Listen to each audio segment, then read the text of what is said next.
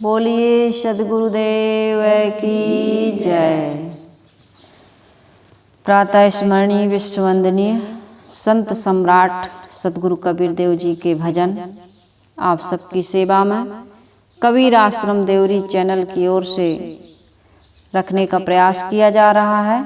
सद्गुरु कबीर साहब के जो भजन हैं उन भजनों को तो अक्सर लोग गाया करते हैं, लेकिन उसका जो अर्थ है वह पूरी तरह से हमें समझ में आना चाहिए, तब भजन गाना सार्थक होता है। कितने लोग भजन गाते हैं लेकिन उसके अर्थ को पूरा नहीं समझ पाते हैं।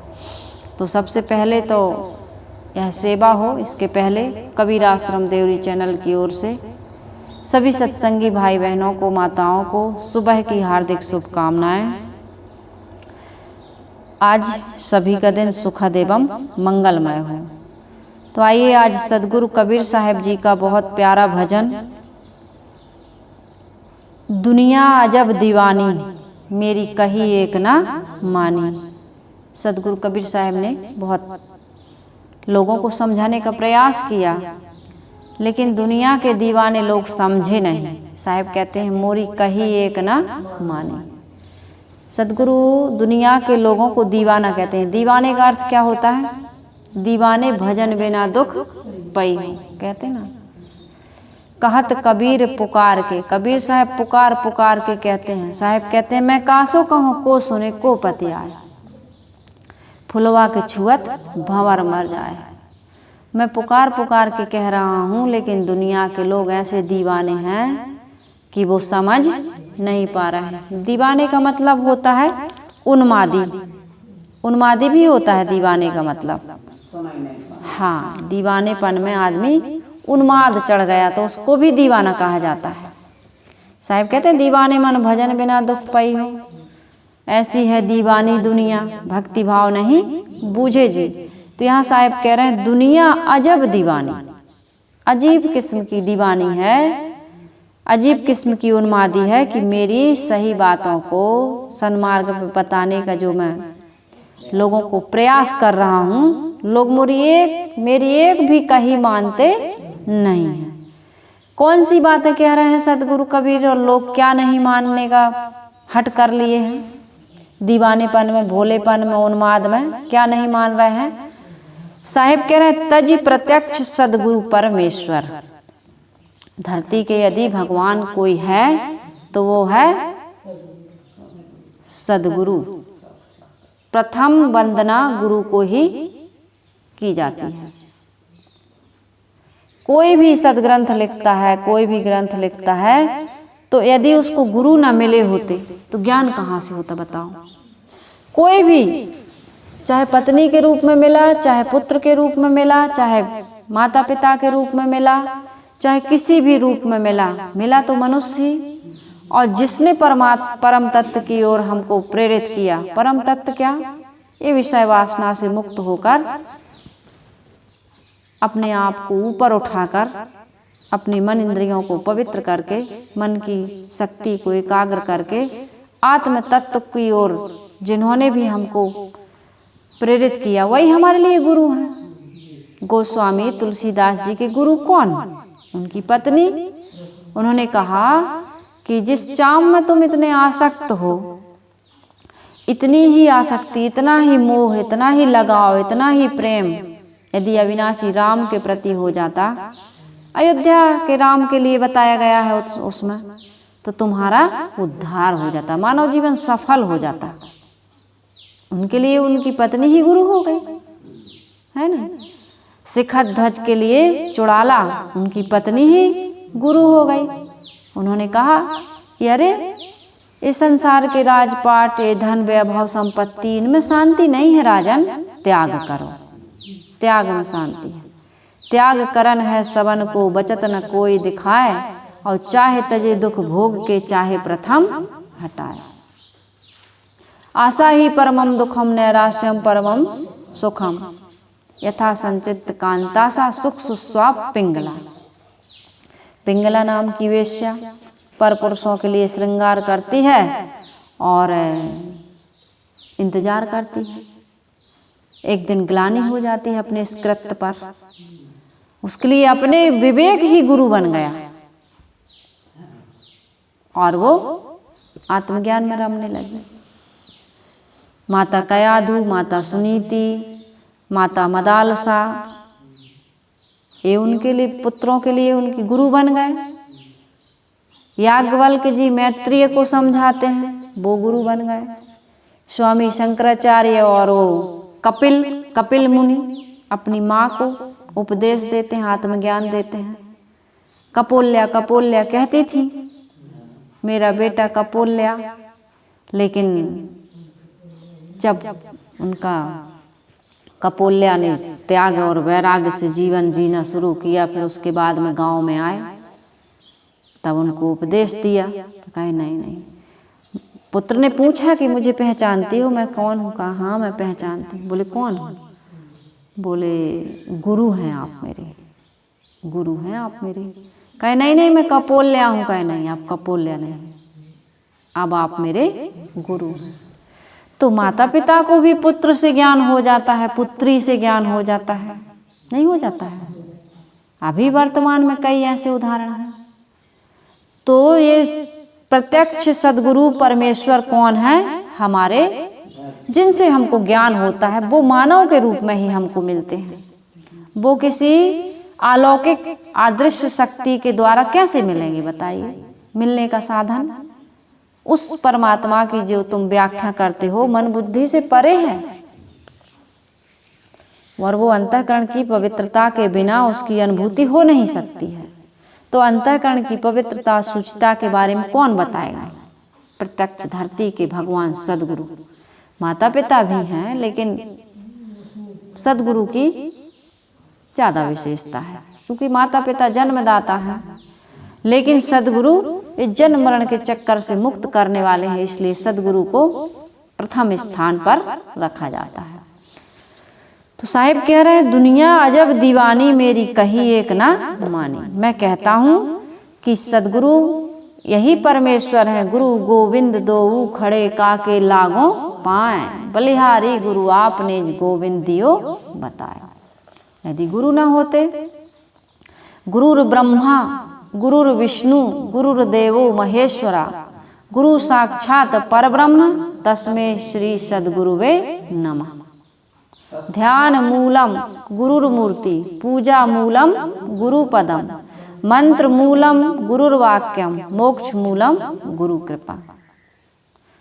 गुरुर्देवो गुरुर्धर्मो गुरुर्निष्ठा परम तपः, गुरु साक्षात परब्रह्म तस्मै सद्गुरुवे नमः। गुरु से बड़ा कौन? राम कृष्ण से को बड़ो, तिन्हू तो गुरु कीन, और तीन लोक के वे धनी, गुरु आगे आधीन। तो सदगुरु कबीर साहब कहते हैं कि गुरु से बड़ा कोई नहीं है। गुरु के प्रति श्रद्धा रखिए, भक्ति रखिए, उनकी उपासना करिए, उनके बताए रास्ते पर चलिए। मानो मीत मितैया न छोड़ो, कबहू गांठ न खोलो। यदि पार उतरना चाहिए तो केवट से मिल रही। कौन है केवट? गुरु मोहिदीनी अजब जड़ी, हम लोग पढ़ाए हैं ना। गुरु ही हमको सत्योपदेश दे करके कुपथ से सुपथ की ओर चलने के लिए प्रेरणा देते हैं। कोई अदृश्य भगवान, अदृश्य शक्ति, कोई ब्रह्मांड नायक अलौकिक अदृश्य रूप में हमारी सहायता करने के लिए कैसे आएगा? धरती के भगवान को आगे साहेब कह रहे हैं, तज प्रत्यक्ष सदगुरु परमेश्वर इत उत फिरत भुलानी, मुरी कही एक ना मानी। तीरथ मूरत पूजत डोले कंकड़ पत्थर पानी, विषय वासना के फंदे पर मोह जाल उलझानी, मुरी कही एक ना मानी। दुनिया अजब दीवानी। सदगुरु कबीर साहब ने इस दुनिया के लोगों को देखा, उनका पागलपन देखा, उनकी बेअक्ली बेसमझी ऐसे कार्य उन्होंने देखे। सदगुरु कबीर साहब ने, उनको बड़ा आश्चर्य हुआ कि बड़ी दीवानी, बड़ी भोली दुनिया है, समझाते समझाते मेरा जीवन बीत रहा है। लेकिन लोग, साहब ने तो अपने गुरु, लोग कहते हैं कि रामानंद, क्या कहते हैं रामानंद जी, उनके गुरु रामानंद राम रस माते, कहीं कबीर हम कहीं कहीं थाके। अपने गुरु को भी समझाया, बाहर भगवान नहीं है, तुम ही भगवान के साक्षात्कार कर सकते हो। तो अपने अंदर अंदर बैठा है वो जो अंतर्यामी है, गढ़ी है अपने हाथों से प्रभु ने 9 महीने में, बनाकर मूर्ति सुंदर बैठा है आप सीने में। न कोई पूजता उसको, लगे मृग जल के पीने में, भटकते द्वारका काशी फिरे मक्का मदीने में। पत्थर पानी में, पेड़ पहाड़ में तुम माथा मार रहे हो। भगवान ने अपने रहने के लिए एक सुंदर, आप मकान बनाते हो तो मकान के बाहर रहते हो कि भीतर रहते हो? मकान बनाओगे तो मकान रहने के लिए तो बनाओगे। तो मकान बनाने के बाद, सारी व्यवस्था करने के बाद, उसको साज श्रृंगार के बाद, है ना, खिड़की दरवाजे एसी कूलर फ्रिज हर चीज उसमें रखा है, बढ़िया सब सामग्री, रहने लायक घर आपने बनाया। तो घर के बाहर रहोगे कि भीतर रहोगे? ठीक है, हम मान लेते हैं कि भगवान ने इस शरीर की रचना की है, वैसे तो अपने कर्मों से होता है, ये विवेक कह रहा है। क्योंकि साहब कहते हैं आप ही करता भय को लाला, हम जैसे कर्म करते हैं उसके अनुसार हमें शरीर मिलता है। यदि ऐसी बात नहीं है तो फिर विकलांग बच्चे क्यों हो जाते हैं? कोई अंधा हो जाता है, कोई गूंगा हो जाता है, कोई कई अंगों से अपाहिज रहता है, कोई दरिद्र होता है, कोई काला कलूटा होता है, कोई रोगी पैदा होता है, कोई स्वस्थ पैदा होता है। भगवान ऐसा अन्याय नहीं कर सकता है, लेकिन ऐसा हो रहा है, बच्चे हो रहे हैं ना ऐसे। कितने तो गर्भ में ही पात हो जाता है, गर्भ ही नहीं रुकता है। कितनी माताओं को 2 महीने 4 महीने बस बिगड़ गया, खराब हो गया, गिर गया, होता है नहीं। तभी तो आजकल आदमी बस 1 महीना नहीं हुआ, 2 महीने नहीं हुआ और डॉक्टर की सलाह, डॉक्टर का ट्रीटमेंट लेने लगते हैं। डॉक्टर की देखरेख में ही बच्चा, गर्भ पूरा उनका 9 महीने का, 9.5 महीने का, 10 महीने का, उनकी डिलीवरी की डेट देते हैं, भाई वहीं करवाएंगे, भले ऑपरेशन करवाना पड़े। तो कैसे हो जाता है, क्यों हो जाता है? कौन वहाँ भगवान बैठ के तुम्हारे शरीर को बनाता है, या अपाहिज कर देता है, या लंगड़ा कर देता है, या काना कर देता है? तुम्हारे कर्म। धनी घर में जन्म लेना है, गरीब घर में जन्म लेना है, कुतिया के गर्भ में जाना है कि हथनी के में जाना, कहाँ जाना है? बैठा बैठा वो भगवान, ये सारा एक साथ कितने जीव गर्भ धारण हो रहा है, कितनों का जन्म हो रहा है, कितनों की मृत्यु हो रही। संसार में कितने अनेक असंख्य गतिविधियां हैं। फूल खिल रहे हैं, पेड़े उग रहे हैं, ये सब भगवान नहीं, प्रकृति, भगवान ने ऐसा सिस्टम बनाया। आज विज्ञान ऐसे ऐसे कार्य, ऑटोमेटिक कार्य हो रहे हैं कि नहीं? विज्ञान ऐसे ऐसी मशीनीकरण का आविष्कार कर रहा है कि ऑटोमेटिक नोजल लगा दिए खेत में, बस बटन चालू कर दो, अपने आप दूर तक स्प्रिंकलर से सिंचाई होगी। पहले लोग पानी पिलाते थे कुआं से, रहट से। आज विज्ञान ने कितना विकास किया। लोग चक्की पीसते थे, अब तो बटन दबाओ, आपका आटा सेकंडों में पिस के आ गया। तो विज्ञान ने विकास किया। भगवान ऐसे ही बैठा रहेगा क्या? अपने हाथ से सब कुछ करेगा? भगवान ने भी ऐसा सिस्टम बनाया है, नियम बना दिया, ऐसा करोगे तो ऐसा होगा, ऐसा करोगे तो ऐसा होगा। खेत में बीज डालोगे तो अपने आप उग जाएंगे, उगने के बाद विकसित होगा, उसका फसल का ध्यान रखोगे, नींदोगे, गोड़ोगे, खाद पानी दोगे, दवाइयाँ छिड़कोगे, अपने आप उसमें फूल आएंगे, फल आएंगे, फसल पक जाएगी। इतने महीने में ये फसल पकती, उतने महीने में फसल पकती। ऐसे ही हर काम है। पति पत्नी यदि एक दूसरे के साथ संभोग करते हैं तो शुक्राणु और क्या क्या सब होता है, बीज अंडा फूटता है, गर्भधारण होता है, धीरे से 9 महीने में बच्चा पक के बाहर आ जाता है। सब सिस्टमेटिक है। जैसा तुम कर्म करोगे वैसे योनि में जाओगे, वैसा शरीर पाओगे, वैसे माता पिता पाओगे, वैसा काला गोरा, मोटा पतला, रोगी निरोगी, सब पूरा एकदम सिस्टम से होता है। भगवान तुम्हारे लिए बैठा नहीं है। कितने लोगों के पीछे लगा रहेगा भगवान? तो इन बातों को समझने की जरूरत नहीं। यहाँ हम ये बात नहीं समझेंगे, हमने तो जो सुन लिया है, मान लिया है, पुराणों में लिखा है, बरसों बरसों पुराना, बस वही लीक पकड़ के चलेंगे। तुम्हारे पास कुछ दिमाग है कि नहीं है? तुम भी तो समझ सकते हो। समझिए, विज्ञान देखिए विकास कर रहा है और अध्यात्म वहीं के वहीं रुका हुआ है। ऐसा नहीं, समझने की जरूरत है। सदगुरु कबीर साहब ने काफी वेद शास्त्रों का अध्ययन किया, सुना, सत्संग में ही उनका जीवन गया। सदगुरु कबीर साहब पढ़े लिखे नहीं थे, लेकिन श्रोता बहुत जबरदस्त थे। उन्होंने खोज की है, खोजी थे वो, ऐसे ही गांव गांव की खोर में नहीं घूमे हैं। सत्संग किया है उन्होंने, सुनाया भी है, सुना भी है। तो उन्होंने खुद स्वयं में शोध किया है। और तो सदगुरु कबीर साहब कह रहे हैं, तीरथ मूरत पूजत डोले कंकड़ पत्थर पानी, विषय वासना के फंदे परि मोह जाल और झानी। मुरी कही एक ना फिर रहे हैं, भटक रहे हैं। कहाँ कहाँ भटक रहे? कोई तीर्थ में जा रहा, कोई मूर्ति को पूज रहा, कोई परिक्रमा कर रहा। ये डोलना क्या है? परिक्रमा।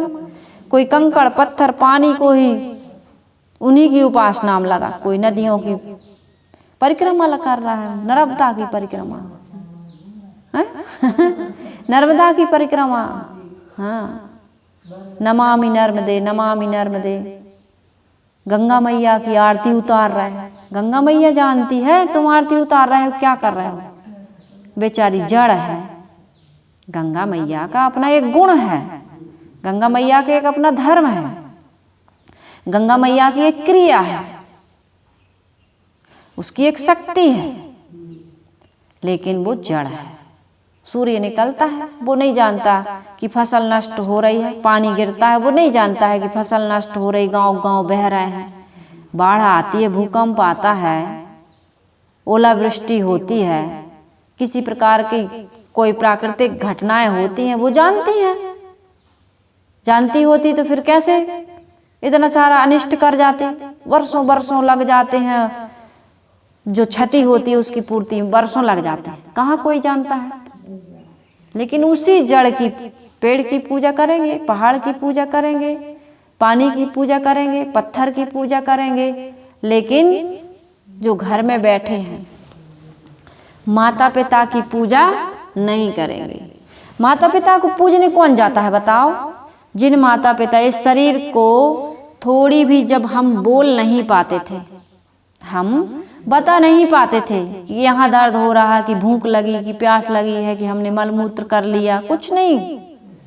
उस समय माँ पूरा ध्यान रखती थी, समझ जाती थी बच्चा का कान में दर्द है, कि पेट में दर्द है, कि आँख में दर्द है, कि नाक में दर्द है, भूखा है कि प्यासा है, क्यों रो रहा है। माँ समझ जाती थी, पिता समझ जाते थे, पिता भी सहयोग करते थे, लेकिन सबसे ज्यादा माँ। आज माँ कमरे में बैठी, कौन बेटा और बेटी उसके पास जाता है कि माँ का पेट में दर्द है, कि पाचन शक्ति ठीक नहीं है, कि दांत में दर्द है, कि आँख में दिखाई नहीं दे रहा, कि माँ हमारा इंतजार कर रही है, माँ की क्या जरूरत? कौन जाता है? बहुत कम लोग जाते होंगे। मंदिर में तो सब जाते हैं, पानी पत्थर पहाड़ को तो सब पूजते हैं, परिक्रमा तो सब दे आते हैं। माँ की मालिश, माँ ने कितनी मालिश की है? माँ तुमको मखाने सेंक के सुबह दे देती है, हमारा बेटा हष्ट पुष्ट जवान हो, निरोगी रहे, अच्छा भोजन करे, अच्छा बॉडी बनाए, अच्छा शरीर बने, इसका माइंड विकसित हो। बादाम का तेल, बादाम के तेल की मालिश, बादाम का तेल से सब्जी में यूज कर रही है, बादाम के तेल से मालिश कर रही है। कितना ध्यान रख रही है माँ। अपनी जरूरतों को उसने नजरअंदाज कर दिया, बेटा बेटी। लेकिन बेटा और बेटी मक्का जा रहा है, मदीना जा रहा है, ओंकारेश्वर जा रहा है, उज्जैन जा रहा है, शारदा माई के यहाँ जा रहा है, और वो कौन सी एक माई है, वैष्णो देवी, वहां जा रहे हैं। घर की वैष्णो देवी को पता ही नहीं है क्या जरूरत है घर की वैष्णो देवी को, जिसने तुमको 9 महीने रखा, फिर बाहर लाई मौत के मुंह से निकल के, फिर तुम्हारा हर पल ध्यान रखा, तुम्हारी हर जरूरत को। तुम बोलते नहीं थे, वो समझ जाती थी। आज माँ बोल रही है, चिल्ला रही है, आवाज लगा रही, पुकार रही है, रो रही है, तुमको आंसू दिखाई नहीं देते। तुम धार्मिक हो, तुम्हारा कल्याण होगा, भगवान तुम्हें दर्शन देंगे, तुम्हारी पूजा तुम्हारी भेंट स्वीकार करेंगे। तुम इतने एहसान फरामोश हो, इतने तुम नालायक हो, जो खाने को जिसको खाने को चाहिए, जिसको अपनी जरूरत का सामान चाहिए, जिसने तुम्हारे लिए किया है, उसकी तुम जरूरतों का ध्यान नहीं रखते हो। 4 धातु लगती है माँ की और 3 धातु लगती है पिता की। हमारे जीवन में उनका कितना योगदान है, कितना एहसान है, तो हम उनको नहीं पूछते। भगवान के पास जाओगे, भगवान भी 2 लात मार के तुमको भगा देगा। भगा ही तो रहा भगवान, कहाँ सुन रहा भगवान। और तुम भगवान के यहाँ जाते भी हो तो स्वार्थ से जाते हो। और तुम इतने स्वार्थी, महास्वार्थी कि तुम जिनने तुम्हारे लिए इतना किया है उसका तुम करते नहीं, भगवान का करोगे। भगवान को मूर्ख बनाने जा रहे हो। भगवान इतना भगुआ नहीं, भोला नहीं है भगवान। तुम जैसे समझते हो ना दुनिया को हम मूर्ख बना देते हैं, भगवान को भी बना देंगे। भगवान मूर्ख बनने वाला नहीं है। तो इसलिए व्रत उपवास पूजा पाठ करने वाली माताओं बहनों से सबसे ज़्यादा तो माताएं पूछती हैं। उनसे पूछो सासू माँ के पैर कितने दबाए तुमने। ये सुहाग जो मिला है, पति जो मिला है, और तुम्हारे बच्चों का जो पापा मिला है, ये कहाँ से मिला है। तुमको माँ बनने का सौभाग्य, सौभाग्यवती बनने का सौभाग्य है ना। तुम्हारी इज्जत, तुम्हारी इच्छा, सब चीज की, तुम्हारी आवश्यकता की पूर्ति करने वाला ये जो सुहाग मिला है तुमको, लेके बड़ी बैठ गई तुम। हम बच्चों का भविष्य बनाएंगे, हम अपनी जिंदगी बनाएंगे, हम अपना कैरियर बनाएंगे। बच्चों को पढ़ा लिखा करके माता पिता कहते जाओ भैया नौकरी करो, तुम अपना जीवन बनाओ, तुम अपना भविष्य बनाओ, हम तो बना खा लेंगे, हम तो जी लेंगे, रह लेंगे।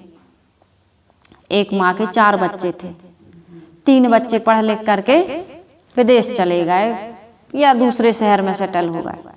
उनकी पूरी गृहस्थी, अब जहाँ बच्चा रहेगा वहीं पत्नी रहेगी, वहीं उनकी संतान रहेगी। चौथा बच्चा कम पढ़ा लिखा था, किसानी करता था, माता पिता की सेवा करता था। मरने का समय आया, बीमार हुआ। कई बार नहीं मरते लोग, बीमार होते हैं, ठीक हो जाते हैं। लोग आए, लोगों ने पूछा, कुछ ऐसे लोग भी आए जो नहीं जानते थे कितने बच्चे हैं, बोले कि 4 बच्चे हैं। तो और 3 बच्चे कहाँ, वे सब पढ़ लिख करके अपने अपने सेट हो गए। यही नालायक है, यही नहीं पढ़ा यही नालायक है, यही बेवकूफ है, यही किसी लायक नहीं बना। यही जो सेवा कर रहा है वो नालायक है। देखो माता पिता की भी सोच। और जो तुम्हारे पास में नहीं है वो लायक है, उसको तुम नालायक कहते हो। जो तुम्हारी सेवा कर रहा है तुम उसको नालायक कहते हो। और जो अपना अपना घर गृहस्थी, अपना शहर, अपना देश अलग बसा लिए, उनको तुम लायक कहते हो। ये आदमी की बुद्धि भी तो देखो ना। बच्चों को पढ़ा कर लिखा करके बच्चों का भविष्य बना दिया हमने, पैर पर खड़ा कर दिया, पैर पर खड़ा कर दिया, अपने से दूर कर दिया, अलग कर दिया। तुम बड़े खुश हो, फिर मिला क्या तुमको। दुनिया अजब दीवानी, मोरी कही एक न मानी। क्या मिला तुमको। जीवन भर बस बेवकूफ़ी का काम करते रहे, कुछ मिला नहीं। तो इसलिए मैं कह रही हूँ कि देवी के मंदिर में तो बहुत चढ़ावा लेकर के जाते हो। कभी अपनी मम्मी के लिए अंगूर लाए, सेव लाए, नाशपाती लाए। माँ हमारी नारियल नहीं खा पाती, माँ नारियल पानी तो पी सकती है। माँ को नारियल पानी पिलाया, जो तुम्हारे विषैले टॉक्सिन्स को, तुम्हारे विषैले तत्वों को बाहर निकालता है। माँ का शरीर अब कमजोर हो गया। मौसम्बी का जूस पिलाइए, अनार का जूस पिलाइए, अनानास का जूस पिलाइए, गन्ने का रस यदि उनको सूट होता है पिलाइए। नारियल का पानी तो सबको सूट होता है। नारियल का पानी पी लो, कहीं जानते फायदा करता है, कैसे करता है। हम तो कभी पिए नहीं, जानते नहीं क्या फायदा करता है। माता पिता नारियल का पानी क्या फायदा करता नहीं जानते। कितने का मिलता है, 50-60 रुपए का एक। यदि इकट्ठा लेंगे आप थोक में, तो माँ 1 महीने, माँ को कब पिलाएंगे, पिता को कब पिलाएंगे, खुद का जब कैंसर हो जाएगा तब, कोई बीमारी आ जाएगी तब। और माँ ने तुमको सुबह सुबह मखाने सेंक के घी में खिलाए,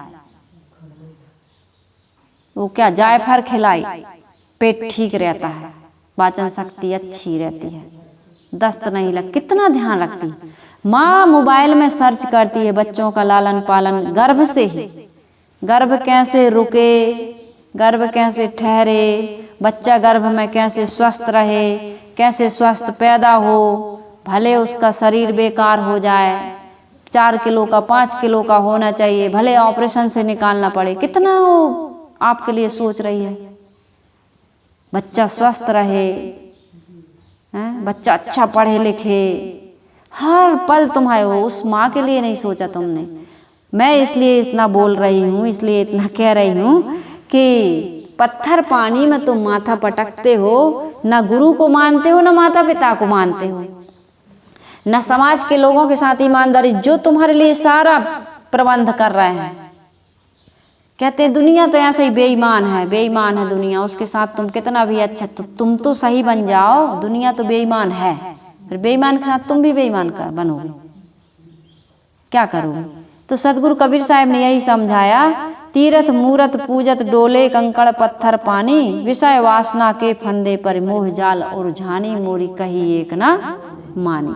आदमी कंकड़ पत्थर पानी आदि में भटक रहा है, लेकिन अपने विषय वासना की फांसी को नहीं काट पा रहा है। यदि विषय वासना, स्वार्थ, अहंकार, बेवकूफ़ी को त्याग दे तो ये नादानी, नासमझी वाले कार्य करना वो छोड़ देगा। इसलिए साहब ने इसमें एक जगह और आया है, उत्तमा सहज अवस्था मध्यमा ध्यान धारणा, अधमा मूर्ति पूजा चा तीर्थ यात्रा अधमाधम। इसलिए कहा गया, इसकी लंबी व्याख्या किसी दिन और रखूंगी मैं, कि सहज अवस्था प्राप्त करने के लिए ही हम क्या करते हैं, ध्यान धारणा करते हैं। ध्यान करके हम सहज अवस्था में पहुंचना चाहते हैं, क्योंकि मन हमारा बहुत उलझा हुआ है, बहुत चंचल है। और ध्यान के पहले हम मूर्ति की पूजा करते हैं, मूर्ति पूजा भी करते हैं और तीर्थों में भी जाते हैं। तो ये सब उपासनाएं इसलिए की जाती हैं। अधमाधम बताया जरूर गया, लेकिन समस्त प्रकार के लोग हैं, सबकी एक सी योग्यता नहीं होती है। तो आदमी को यहाँ ध्यान यह देना है कि विभिन्न प्रकार के मानव हैं और उनका अलग अलग स्वभाव है। जिन कर्मों से हमें आनंद मिले, यानी कि हम सहज अवस्था की ओर गति करें, वह काम हमको करते रहना चाहिए। साहिब कह रहे हैं, सुख को दुख, दुख को सुख माने, हित अनहित नहीं जानी, औरन को मूर्ख ठहरावत, आपन बनत सयानी, मोरी कही एक ना मानी। संसार बुद्धि के लोग संयम साधना जो सुखद है उसको दुखद समझता है। त्याग से रहना, संयम से रहना, साधना से रहना, मन इंद्रियों की गुलामी ना करके उनको अपने बस में करना, उनको गुलाम बनाना, इसको आदमी बड़ा कठिन समझता है। तंबाकू खाकर, शराब पीकर, मांस खाकर, लड़ाई झगड़ा करके, अनेक प्रकार के दुराचरण दुर्व्यवहार करके, जो मन में आया वो कार्य करके आदमी सुखी, अपने आप को सुखी समझता है कि जो हम मन को नहीं मारते, इंद्रियों को नहीं साधते, हमने तो भैया जो मन में आता है हम कर लेते हैं, इसी में हमको सुख है। जो मन में आया खा लिए, जो मन में आया पहन लिए, जो मन में आया जहाँ आया घूमने चले गए, जो मन में आया कर रहे हैं, वो हमारे लिए बढ़िया स्वतंत्र लाइफ है हमारी, फ्रीडम। लेकिन रोको टोको मत। हमको जो माता पिता की निगरानी में रोक टोक में रहते हैं, जो नियम कानून को मानते हैं, कायदा से चलते हैं, वो सुखी हैं कि जो मनमानी करते हैं। अभी देखो छत्तीसगढ़ में रक्षाबंधन के दिन 2 सगी बहनों के साथ, भाई के साथ जा रही थी, 9 लड़कों ने कि 10 लड़कों ने, अभी आ रहा है 9 लड़कों का, कोई कहता 10 बलात्कार किया। तो मन में जो आया वो किया, पूरा देश को कितना बड़ा आघात लगा। रक्षाबंधन के दिन एक कुकृत्य, और जिन लोगों ने किया होगा क्या उनको शांति मिलेगी? बताओ। लेकिन यदि रोक लेते अपने मन को, साध लेते अपनी इंद्रियों को, समझा देते अपने आप को, तो न समाज को कोई गलत मैसेज जाता, न उन लड़कियों की जिंदगी बर्बाद होती, न उन परिवार के लोगों को इतना कष्ट होता, न स्वयं की जिंदगी बर्बाद होती। तो साहिब कह रहे हैं कि सुख को दुख और दुख को सुख मानत, हित अनहित नहीं जानी, जो इंद्रियों को, मन को रोकने में, संयम करने में तुमको दुख समझ में आता है, वो सुख है। और जिस मनोमालिन्यता या मन की इच्छा को पूरी करने के लिए तुम स्वतंत्रता, स्वच्छंदता को अपनाते हो, जो तुम्हारे मन में है, माता पिता, सास ससुर या समाज की व्यवस्था को या मर्यादा को या उनकी आज्ञा को नहीं मानते हो, उसमें बड़ा दुख समझते हो। किसी के बंधन में रहना बड़ा दुख समझते हो। किसी के सन्मार्ग बताने पर तुम उस रास्ते में चलने में बड़ा दुख मानते हो। वो अंत में परिणाम तुम्हारा दुखद आएगा। अपने आप को रोकने में तुम्हें बड़ा दुख होता है। परिणाम कितना दुखद आएगा? फांसी भी हो सकती है, सजा मिलेगी कि नहीं। और यहाँ की सजा तो कम है। जब प्रकृति तुमको 84 के चक्कर में डालेगी ना, अन्न खानियों में जो दुख मिलता है, ये मानव जीवन जैसे वहाँ स्वच्छंदता, स्वतंत्रता मिलने वाली नहीं है। तो साहिब कह रहे हैं, सुख को दुख, सुख को दुख, दुख को सुख माने, हित अनहित नहीं जानी, औरन को मूर्ख ठहरावत, आपन बनत सयानी। जो संयम से रह रहा है, साधना से रह रहा है, बड़ों की, माता पिता की, गुरु की आज्ञा का पालन कर रहे हैं, समाज के नियमों मर्यादाओं का पालन कर रहा है, लोग उनको कहते हैं पागल हैं, ये तो पागल। देखो ना, माता पिता की बात मानते हैं, गुरुजी के यहाँ जाते हैं, सत्संग में जाते हैं, ये उम्र है। ये तो बिल्कुल बाबा हैं, बिल्कुल पागल हैं, मूर्ख हैं, अनेक प्रकार के व्यंग। बीड़ी नहीं पीते, सिगरेट नहीं पीते, तुम तो अभी पप्पू हो, छोटे से हो। अरे पप्पू, सिगरेट पी, शराब पी, कह कह के स्कूलों में, कॉलेजों में, यार दोस्तों में जो संयम सदाचार से रह रहा, माता पिता की आज्ञा मानता है, पत्नी का आदर करता है, बहन को श्रद्धे और आदर के भाव से देखता, कहता अरे यार बड़ा भोला, बड़ा पप्पू है, ये तो जिंदगी के मजा लेने नहीं जानता है। ऐसी है दुनिया अजब दीवानी, अजब दीवानी। साँच कहो तो मारन धावे, झूठे को पतियानी। यदि ऐसी सच्ची सच्ची बातें कहता हूँ तो मारने को उधर दुश्मन बनते हैं, और यदि मैं झूठी बात बोलता हूँ, इधर भगवान है, उधर भगवान है, ऐसे ये व्रत करो, ये उपवास करो, वहाँ उस धाम में जाओ, वहाँ पर्ची खुलवाओ, बेलपत्री को चढ़ाओ, शहद लगा के लिंगी में लगा दो, ये कर दो, तो खुश हो जाते हैं। और इस बात का खंडन करते हूँ तो मारने को दौड़ते हैं। कबीर साहब कहते हैं, कहें कबीर कहाँ लग बरणो, अद्भुत खेल बखानी, मुरी कही एक ना मानी। कहाँ तक कहूँ, अज्ञानता की तो भरमार है, लोगों को कहाँ तक समझाया जाए। जितना कहा जाए थोड़ा है। और कहते कहते संसार के महापुरुष पूरा जीवन कहते रहे, लेकिन आज भी संसार में वही काम, जितने परसेंटेज पहले के लोग पागल थे, अंधविश्वासी थे, भ्रम मान्यता में पड़े हुए थे, आज भी पड़े हुए हैं। तो मेरा निवेदन यह है कि हमारी माताएं बहनें जो बहुत भक्ति भावना से युक्त हैं, वो माताएं बहनें इस वास्तविकता को समझें और सच्चे देवता की पूजा करें। अनगढ़िया देवा कौन करे तेरी सेवा। तो जिन माता पिता ने हमको गढ़ करके इतना बड़ा बना दिया है, उस माता पिता की सेवा करें। और यदि कल्याण चाहिए, मोक्ष चाहिए, तो सदगुरु का सानिध्य प्राप्त करें, सत्संग करें, उनकी वाणी सुने, उनके प्रति श्रद्धा और आदर का भाव, भक्ति का भाव रख करके इस संसार से उद्धार का काम कर सकते हैं। तो बहुत देर तक मैंने आप सबकी सेवा में सदगुरु कबीर साहब का भजन रखा। दुनिया अजब दीवानी, मुरी कही एक ना मानी। तो कही मान लेंगे तभी हमारा कल्याण होगा। इन्हीं शुभकामनाओं के साथ वाणी को विराम देती हूँ। बोलिए सदगुरुदेव की।